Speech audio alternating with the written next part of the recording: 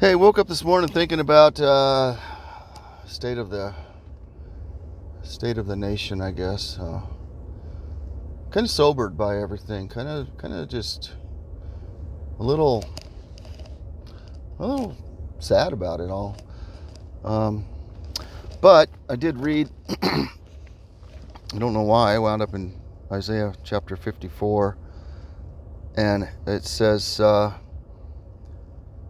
"Poor Jerusalem, storm-tossed and not comforted. I will set your stones in black mortar and lay your foundations in sapphires. I will make your fortifications out of rubies, your gates out of sparkling stones, and all your walls out of precious stones. Then all of your children will be taught by the Lord. Their prosperity will be great, and you will be established on a foundation of righteousness. You will be far from oppression. You will certainly not be afraid. You will be far from terror. It will certainly not come near you. If anyone attacks you, it is not from me. Whoever attacks you will befall you.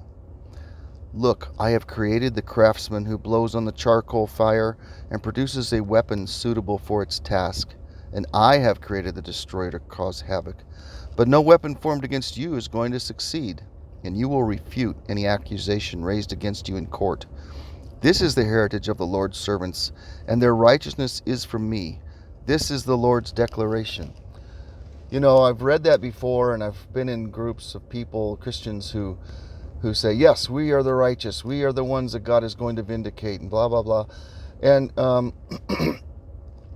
of taking a victim mentality almost, and God's gonna show them who's right. We're the right ones. And I really don't read it that way. The way I read it is, my goodness, God is in charge.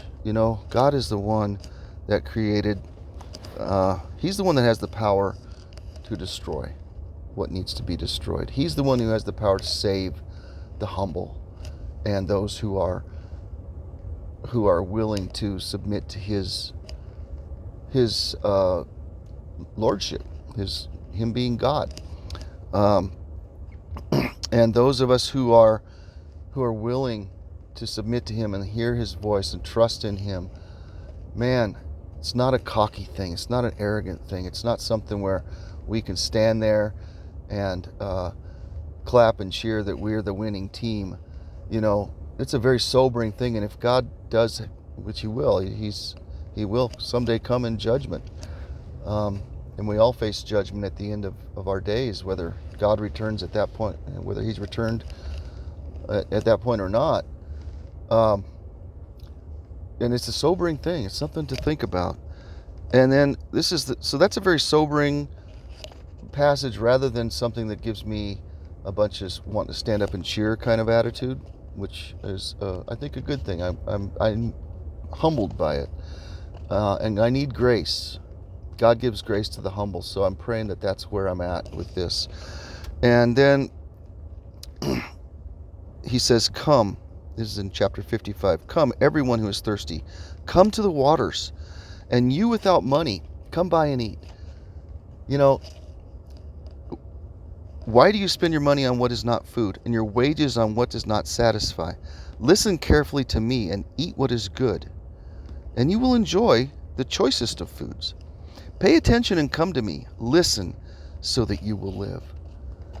I see this world trying to rewrite everything, trying to say up is down and down is up, male is female and female is male, or there is no male and female, trying to rewrite everything. God is not God and AI is God. I mean, it is just upside down, backwards, inside out, confusing mess.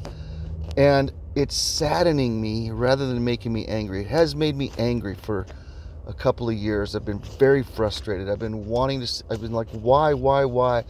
And now I'm just sad. I just want to see all of us humble ourselves before the Lord. I need to humble myself before the Lord.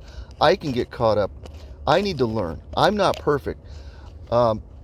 But this out and out rebellion against God is sad. We need to be praying for people that are in rebellion, because it's not going to end well. We all need to come and trust the Lord Jesus and put our faith in him and see the Lord's salvation in our lives.